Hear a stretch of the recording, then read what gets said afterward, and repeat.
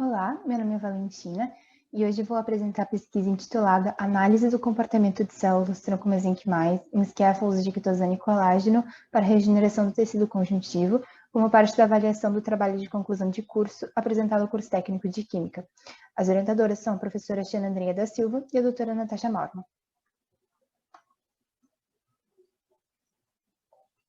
Úlceras por pressão são lesões isquêmicas do tecido cutâneo, geralmente causadas por uma pressão sobre a pele, geralmente sobre uma proeminência óssea, causando a deficiência de nutrientes e a morte tecidual local. Alguns fatores podem contribuir para o surgimento dessas úlceras, como a pressão, o cisalhamento, a fricção e a umidade. Entretanto, alguns fatores internos também podem influenciar, como a idade e o estado nutricional do paciente, o uso de alguns medicamentos, doenças crônicas e cardiovasculares e a perda de sensibilidade em pacientes com lesão medular.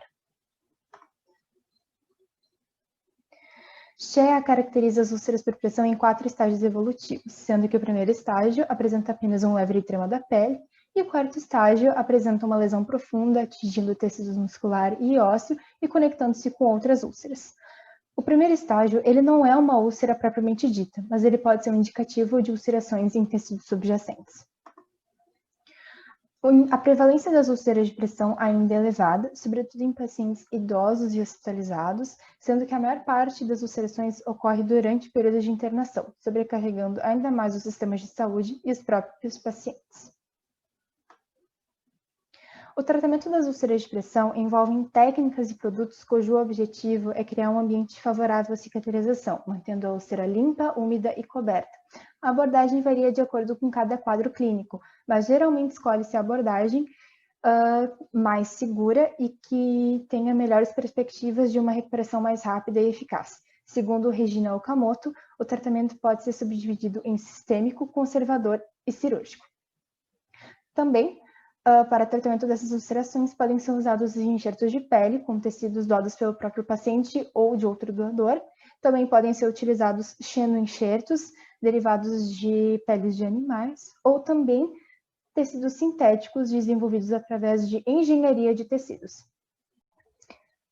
Segundo o Dr. Radovan Borojevic, esse ramo da engenharia de tecidos busca reconstruir os tecidos lesionados de forma controlada e mantendo sua aparência de origem através de tecidos sintéticos substitutos capazes de reconstruir as funções do organismo. No caso da pele, o objetivo é se reconstruir a função de barreira e, no caso de ulcerações, a redução da dor. Esses tecidos são feitos a partir da expansão de culturas celulares em laboratório e depositados sobre materiais bioativos, capazes de interagir com o meio fisiológico. Esses suportes, conhecidos como arcabouços ou scaffolds, eles fornecem um ambiente estável e mimético à matriz extracelular, favorecendo assim o crescimento celular e o desenvolvimento do tecido. Sheila McNeil explica que as abordagens envolvendo engenharia de tecidos são comumente associadas às terapias celulares, favorecendo assim a colonização do tecido e a formação. A escolha do biomaterial é a etapa mais importante da engenharia de tecidos, pois ele deve ser biocompatível e bioabsorvível pelo organismo, levando em conta a segurança do paciente, a eficácia clínica e a conveniência de uso. Atualmente existe uma grande variedade de biomateriais, classificados em materiais metálicos, cerâmicos e poliméricos, sendo que esse último grupo é o que apresenta a maior versatilidade de composições e aplicações. Apesar dos polímeros sintéticos poderem ser utilizados temporariamente para fornecer uma barreira ou uma matriz celular temporária, em caso de cicatrizações a longo prazo, esses materiais precisam ser descartados ou substituídos por culturas de células vivas, pois a pele precisa ser capaz de se regenerar. Portanto, a utilização desses materiais é muito mais restrita. Laranjeira e Favre apresentam como alternativa os polímeros de origem natural, pois além de serem biodegradáveis e biocompatíveis, apresentam maior semelhança estrutural com o meio fisiológico. Entretanto, esses materiais eles apresentam desvantagens, em função de que não apresentam todas as propriedades necessárias. Como alternativa, surge a oportunidade de associá-los em blendos, obtendo materiais de melhores propriedades mecânicas e fisicoquímicas. Um dos polímeros com grande potencial de aplicação na engenharia de tecidos é a quitosana.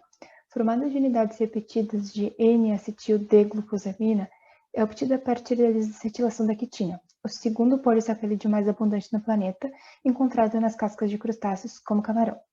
Além da grande disponibilidade de matéria-prima, Kreuzer e Jerome a descrevem como um polímero biodegradável, bioabsorvível e de propriedades antibacteriana, hemostática, analgésica e cicatrizante.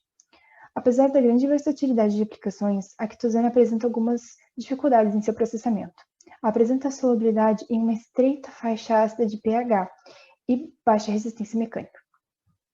Para o aperfeiçoamento do material, é realizada a reticulação das cadeias poliméricas e associação da quitosana a outros materiais poliméricos, como, por exemplo, o colágeno. O colágeno apresenta-se como o material mais adequado para a aplicação da engenharia de tecidos, pois, além de ser biodegradável, biocompatível e bioabsorvível, apresenta fibras mais resistentes à tração. Estudos de Santos e Wada mostram que estruturas de colágeno são extremamente receptivas a culturas celulares e estimulam a diferenciação em fibroblastos. Além disso, por sua característica fibrilar, o colágeno é um material adequado à formação de nano e microfibras através do processo conhecido como eletrofiação. Os scaffolds são elaborados de acordo com as características da região da lesão. No caso das úlceras de pele, pode ser usado o processo de eletrofiação, ou do inglês electrospinning, para a produção de micro e nanofibras a partir da polarização da solução polimérica, capaz de mimetizar o ambiente em vivo.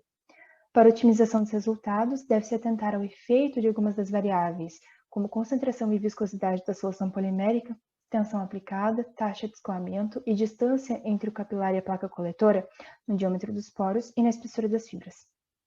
A etapa da escolha de solvente é a mais importante, pois esse deve ser capaz de solubilizar o polímero e ser suficientemente volátil para que, ao final do processo, reste apenas o polímero sólido na placa coletora. Aliado ao uso dos biomateriais, as terapias celulares utilizam culturas de células nesses scaffolds para promover a interação desse material com o meio, sendo as responsáveis pelo início do processo de regeneração tecidual. Entretanto, o uso de células-tronco nesse processo é consideravelmente mais seguro e apresenta outras propriedades regenerativas.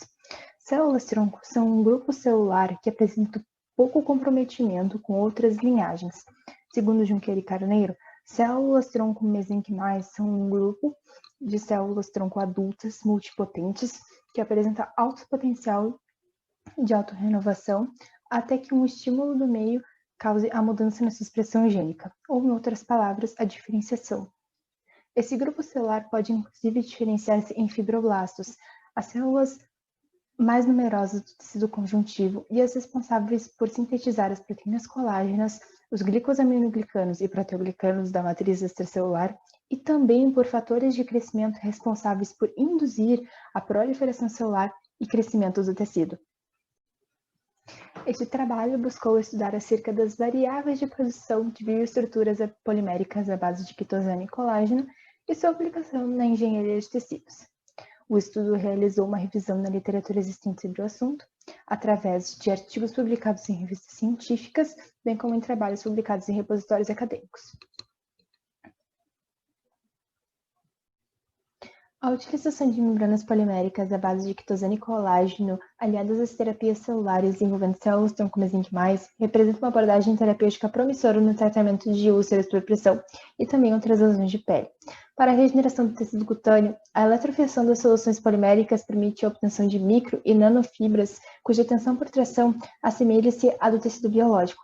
A literatura apresenta o hexafluoropropanol como o solvente mais adequado para a eletrofiação da quitosana e do colágeno. Contanto, ele é citotóxico e pode inclusive desnaturar a proteína do colágeno à temperatura ambiente, além de seu alto custo. Como alternativa, Sencadas apresenta um sistema de solventes ácido trifluoroacético e diclorometano em proporções 70-30 com a melhor processabilidade para a quitosana, e Dong apresenta o sistema água, álcool, etanol para o colágeno. A quitosana apresenta propriedades interessantes para aplicações biomédicas, uma vez que possui estrutura semelhante aos glicosaminoglicanos da matriz extracelular.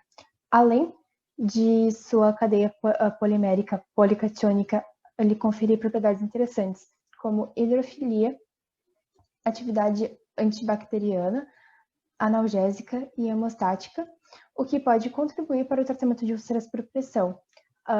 Pode contribuir para o alívio da dor em pacientes, absorver exudatos e regeneração do tecido. Já o colágeno, ele confere a maior resistência à tração e melhores propriedades mecânicas do material. Ademais, o processo de eletrofiação permite obter micro e nanofibras desse material, atuando como arcabouços celulares.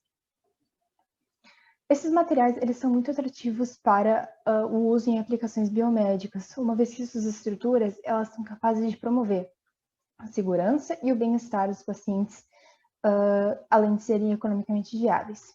As próximas etapas dessa pesquisa consistem na elaboração prática de scaffolds a partir da técnica de eletrofiação, à base de quitosana, contendo diferentes concentrações de colágeno, e testagem frente a culturas de células-tronco para análise de adesão, viabilidade e citotoxicidade.